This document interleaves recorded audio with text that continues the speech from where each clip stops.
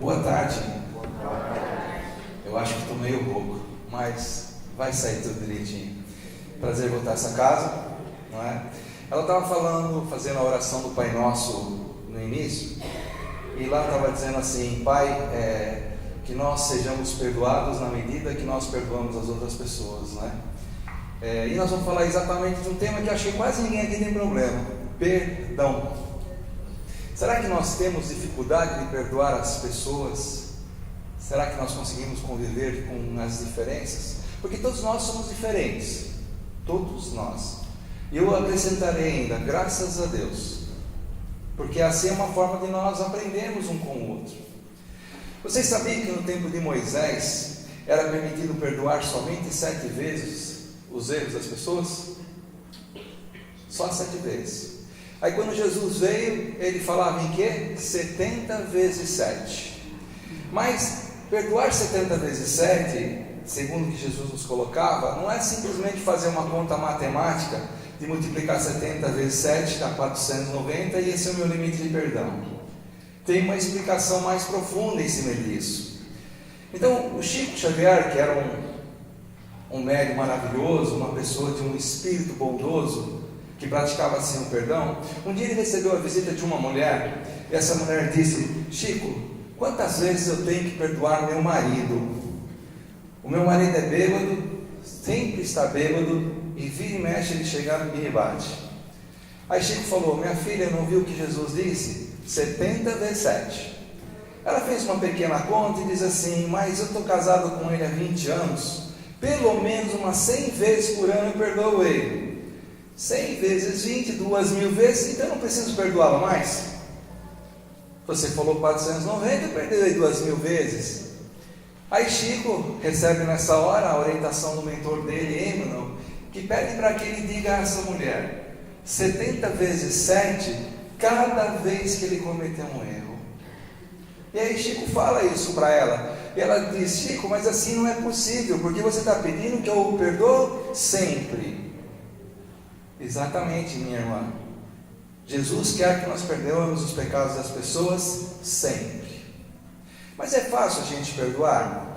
Será que quando alguém nos faz um mal, alguma coisa que nos prejudica, nós conseguimos simplesmente falar assim: eu te perdoei e acabou o problema? Façamos uma diferença. Não é igual perdoar e esquecer. Todos nós aqui temos inteligência. Eu posso, alguém fazer um mal para mim, daqui 20, 30 anos, eu não esqueço, mas isso não quer dizer que isso me afete. Quando a gente fala em perdoar, é tirar de nós aquele sentimento que aquela ocasião nos proporcionou na nossa vida. Vou dar um exemplo para vocês. Tinha uma senhora, um casalzinho de velhos, né, já bem idosos, que eles estavam tendo acho que 25 anos casados, tiveram uma grande briga. E a mulher falou: você errou, você não devia ter feito isso, porque isso é muito ruim, mas eu sou uma pessoa muito bondosa, eu vou te perdoar. E eles ficaram convivendo a vida mais alguns anos juntos. Só que todas as vezes que acontecia um problema, uma dificuldade, havia uma briga, o que ela falava? Meu velho, você não toma jeito, lembra aquela coisa que você fez? Você não muda mesmo. Será que ela perdoou? Não. Por quê? Porque todas as vezes que ela lembrava dele, ela tinha o sentimento dentro do seu coração. Então é importante que nós tenhamos em mente que quando a gente perdoa verdadeiramente, nós não temos mais aquele sentimento de raiva, de bronca em relação àquela pessoa. A gente pode lembrar daquilo, mas aquele sentimento a gente não tem mais. A gente pode guardar na nossa cabeça, mas a gente tem que tirar do nosso coração. O que venhamos não é muito fácil, não é? Às vezes a gente encontra algumas pessoas que nos fazem tão mal, que a gente tem uma dificuldade muito grande de fazer isso. Parece que nos faltam forças para fazer isso. Aí a gente tem que recorrer quem? A Deus. Deus me ajuda. Eu estou com uma dificuldade danada de esquecer o que ela me fez ou de perdoá-la. E Ele ajuda, desde que a gente queira. Tá? Então esses sentimentos que a gente guarda com as pessoas, e a gente dentro da divisão espírita tem que entender isso, ele pode durar 10 anos, 20 anos, 10 encarnações, 20.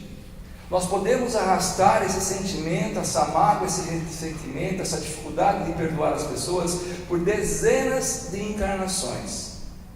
E somente no momento que nós conseguirmos nos desvencilhar, perdoar efetivamente, que nós vamos nos livrar desse sentimento, ou vamos nos livrar da sintonia com relação àquela pessoa. É verdade, pensa um pouco. Todas as vezes que nós lembramos de uma situação que nos aconteceu e a gente tem esse sentimento, nós estamos ou não estamos ligados àquela pessoa? Estamos ou não estamos ligados àquele fato?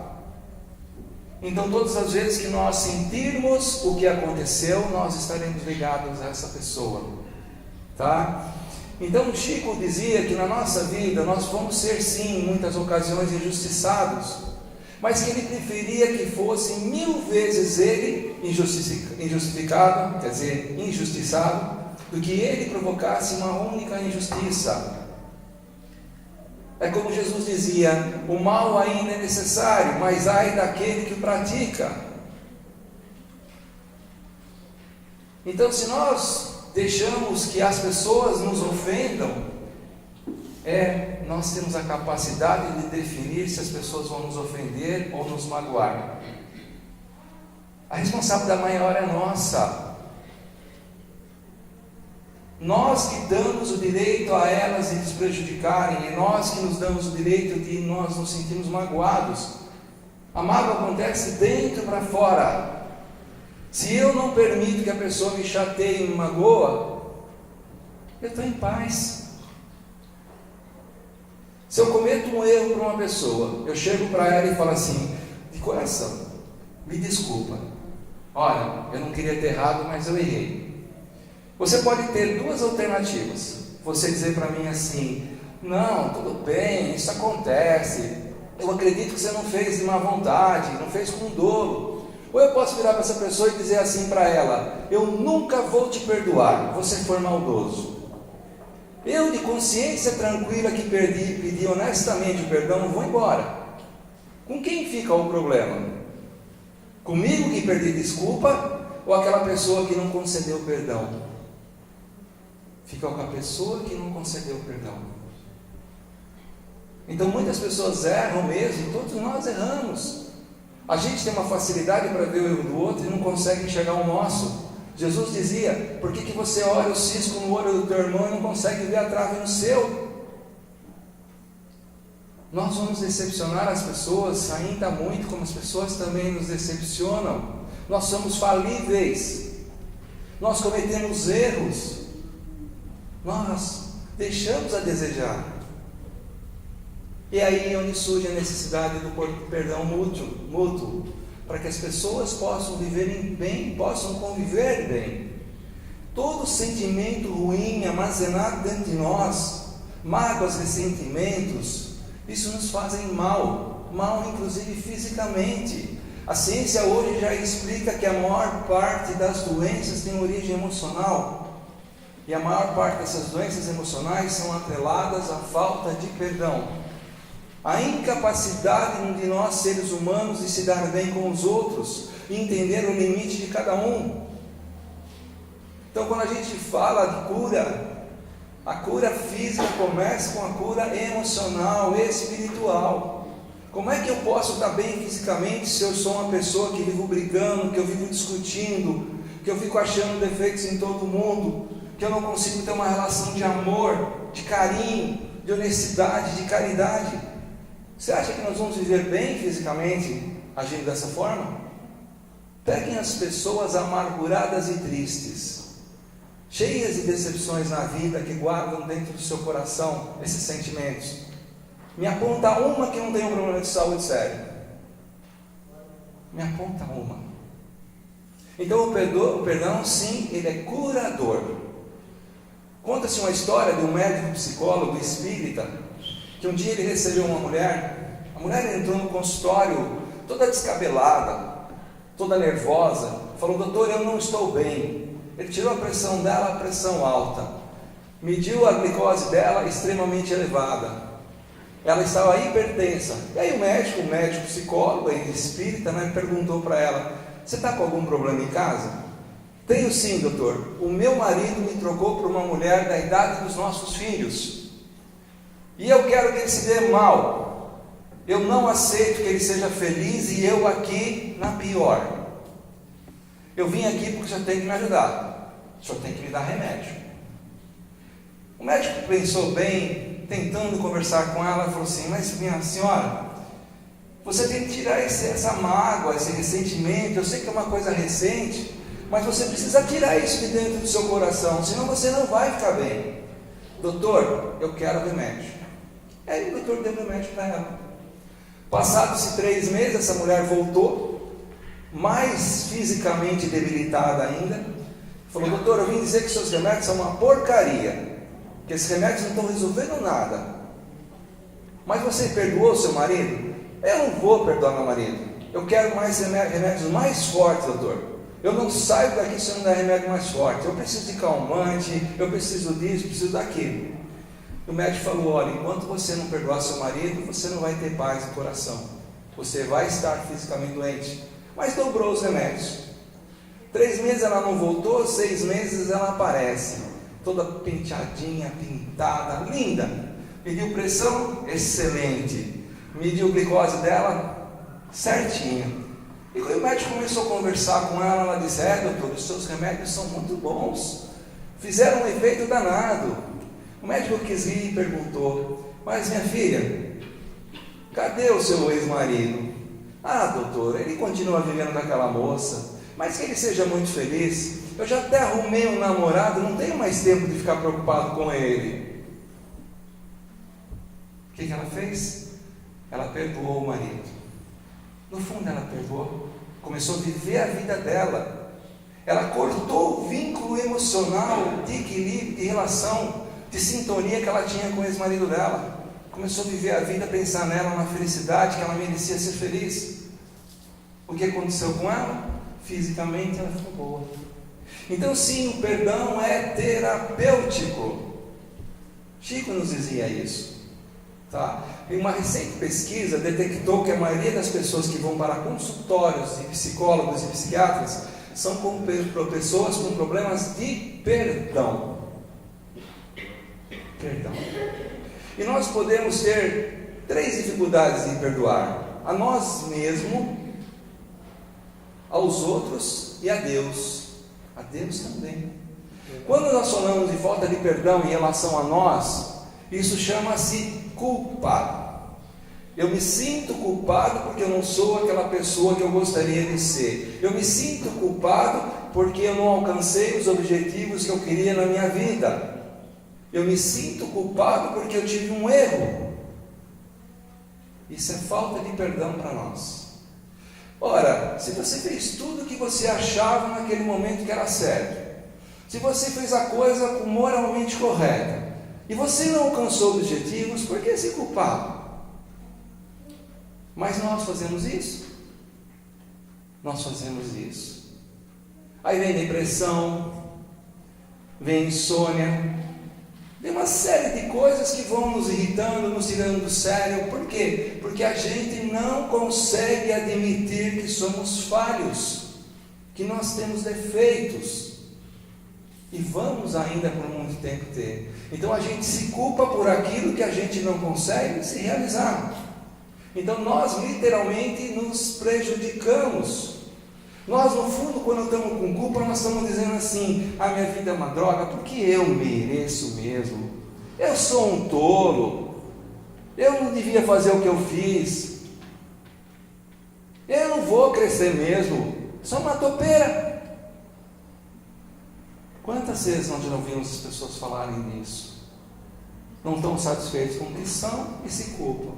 Então essa falta de perdão a si mesmo, ela é fundamental para o nosso equilíbrio, para a nossa saúde física.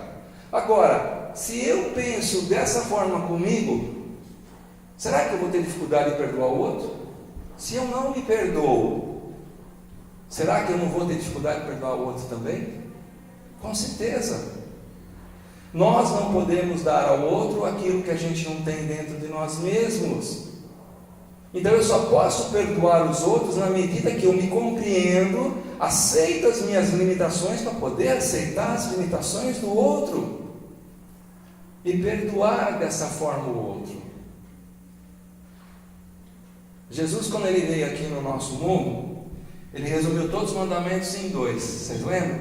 Amar a Deus sobre todas as coisas e a teu próximo como a ti mesmo.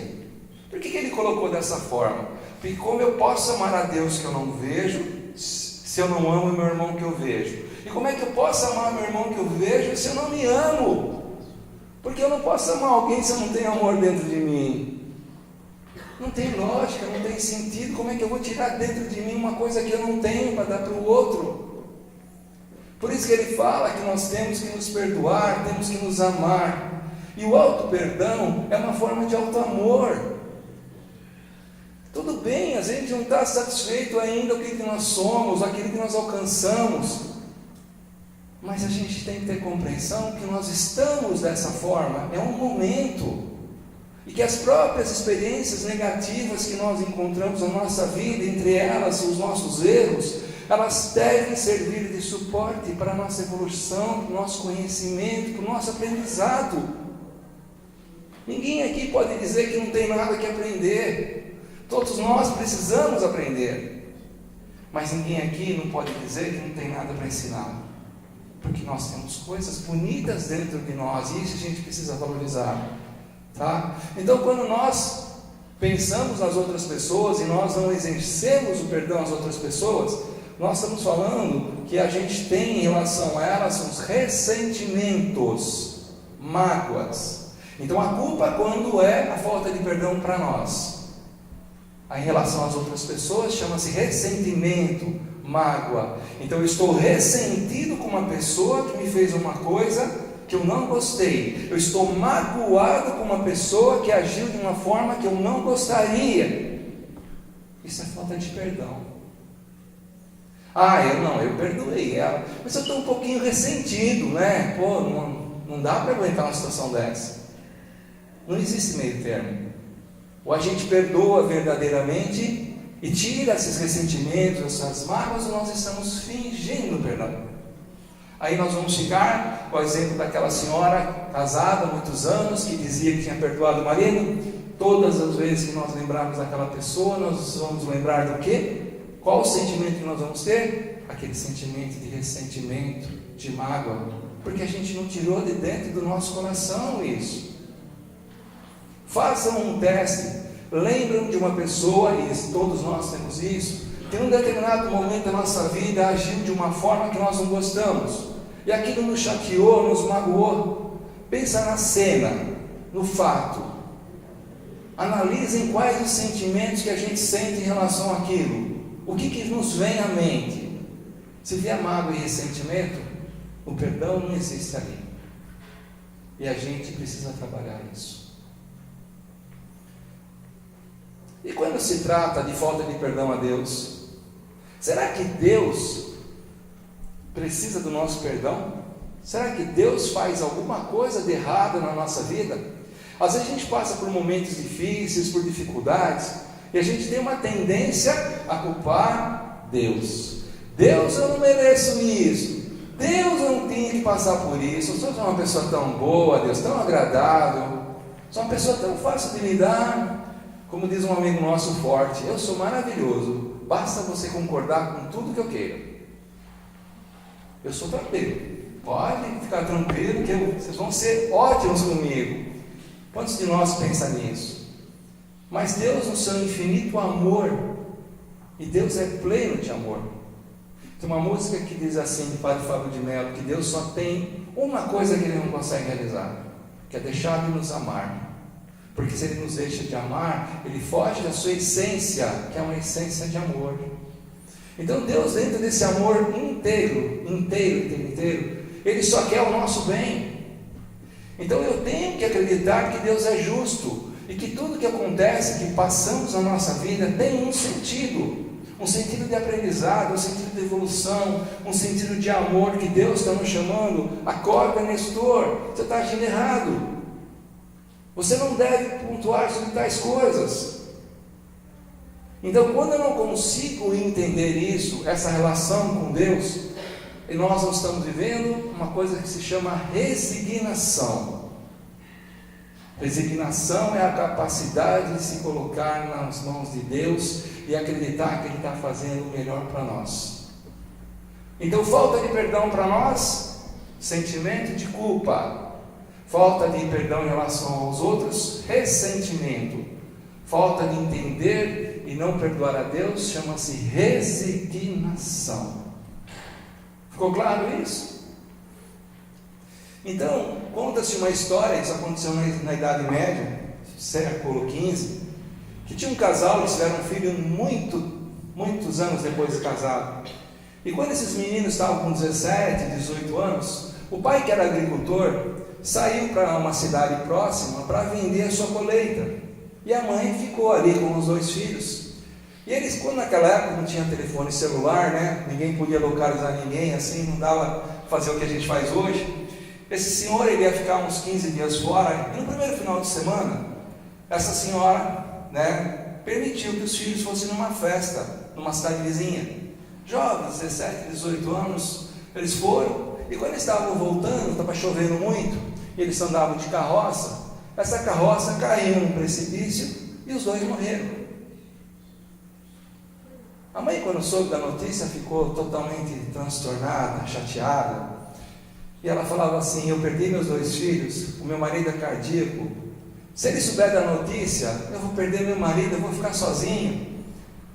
E ela teve que fazer o enterro sozinha, porque não tinha onde localizar o marido. Só o tempo naquela época de ir e voltar para encontrar a pessoa, porque as condições de condução eram muito lentas, já teria passado o enterro. Então ela resolveu não avisar o marido, e deixando que o enterro passasse, só depois, quando ele voltasse, ela contava para ele. Então imagine a mãe com toda aquela dor, enterrando seus dois únicos filhos, 17 e 18 anos, vítimas de um acidente. E quando ela voltou para casa, ela pedia a Deus: Deus, me ajuda a arrumar uma forma de contar para o meu marido, menos dolorosa possível, que os nossos filhos partiram. E ela ficou durante uma semana aguardando o marido voltar, com aquele pensamento, com aquela súplica, com aquela oração constante. E na outra semana o marido chegou todo feliz, tinha feito uma boa viagem, tinha vendido tudo, auferido os preços que ele queria.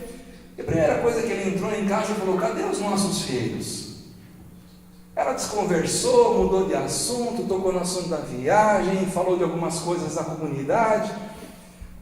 E quando chegou a noite, o pai insistiu: mas mulher, cadê os nossos filhos que já deviam ter chego?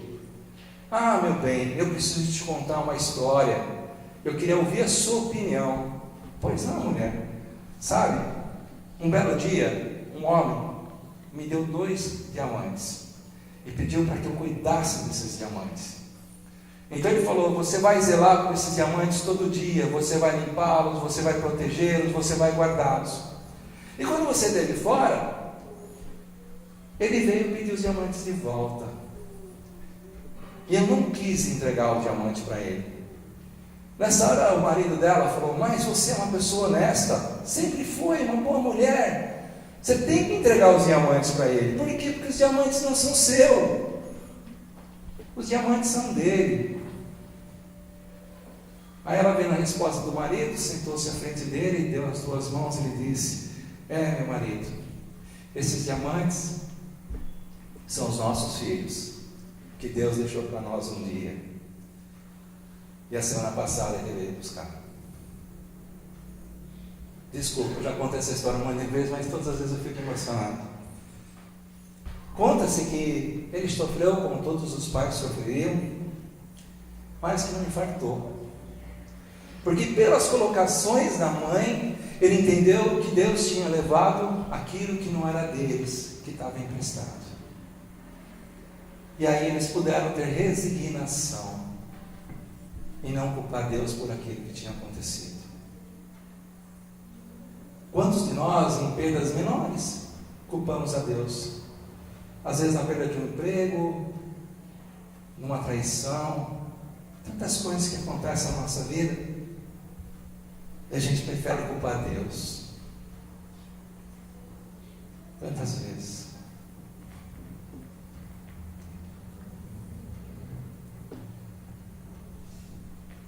Bom, vamos continuar. 2 exemplos que a falta de perdão pode fazer em nossa vida. Vou dar exemplos históricos. Judas traiu Jesus. E ele se culpou tanto por esse fato, porque Judas, por mais incrível que possa parecer, ele amava Jesus.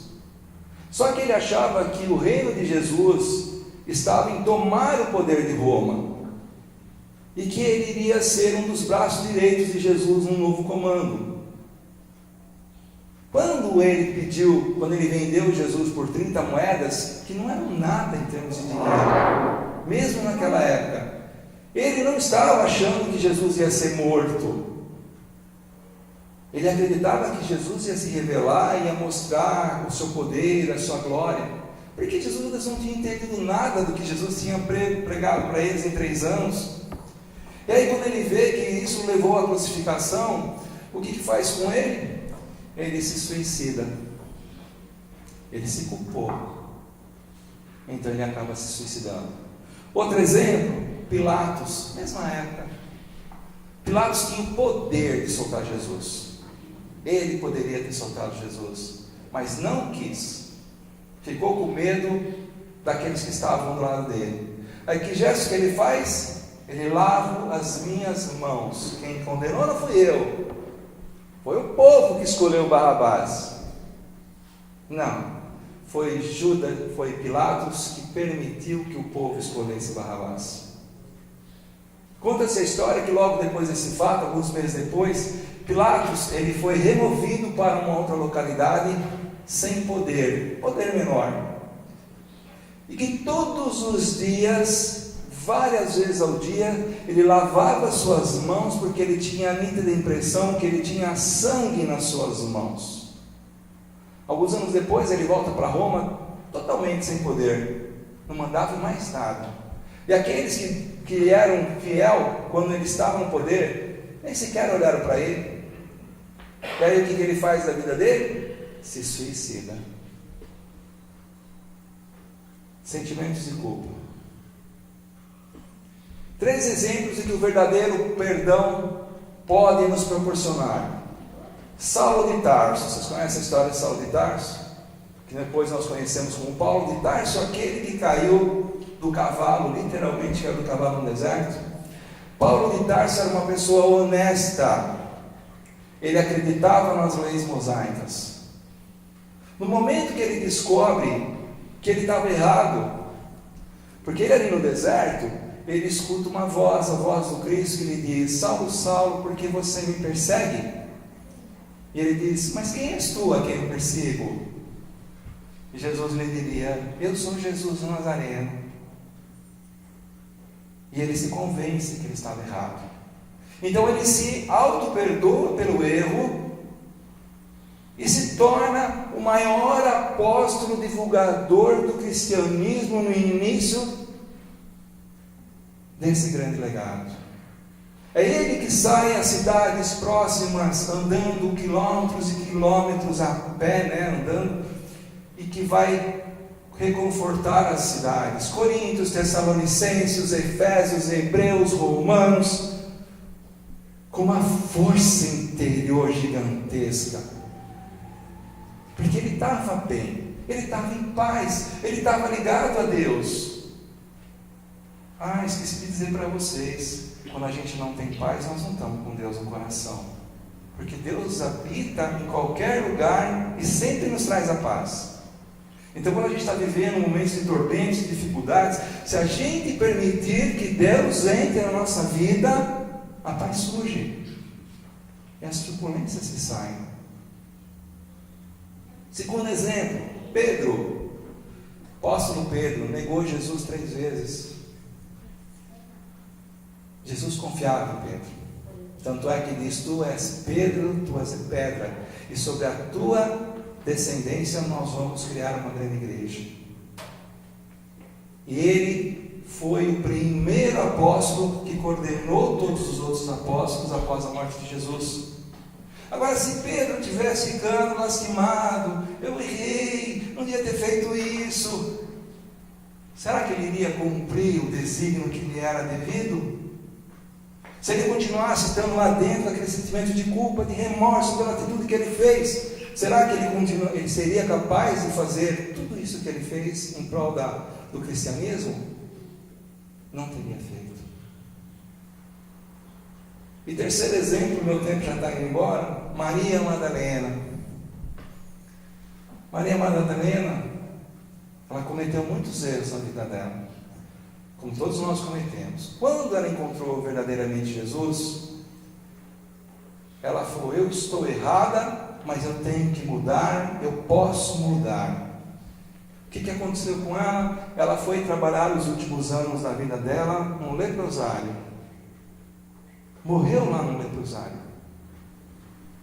Quando Jesus entrou verdadeiramente na vida dela, ela se perdoou, deu uma reviravolta na sua vida e disse: agora que eu estou liberta do sentimento de culpa, eu me sinto livre, eu me sinto em paz, eu posso verdadeiramente agora trabalhar em prol desse Cristo que eu tanto amo. E assim ela faz. Estou dando só 3 exemplos, o tempo não permite, poderia lhe falar dezenas de outros, só para mostrar que a culpa nos paralisa. A culpa nos paralisa. Jesus liberta. O amor liberta. Quando eu exerço o perdão verdadeiro para mim, para o próximo, e a minha relação com Deus é real, não dá para pensar em viver sem o amor. Sem o amor.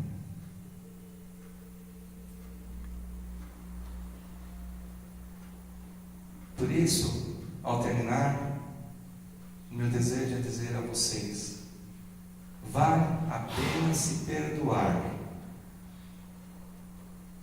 Jesus confia na gente, de cada um de nós aqui. Ele tem certeza que nós vamos chegar à plenitude espiritual. Paulo de Tarso falava assim: eu tudo posso naquele que me fortalece.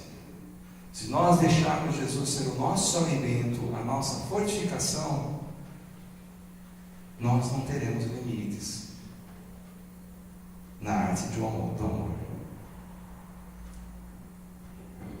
Perdão é essa palavrinha fundamental na nossa vida. Mas que sejamos libertos pelo amor. Esse amor que Jesus trouxe como seu principal legado. Amando a Deus sobre todas as coisas e amando o teu próximo como a ti mesmo. Que assim seja. Fecha os olhos.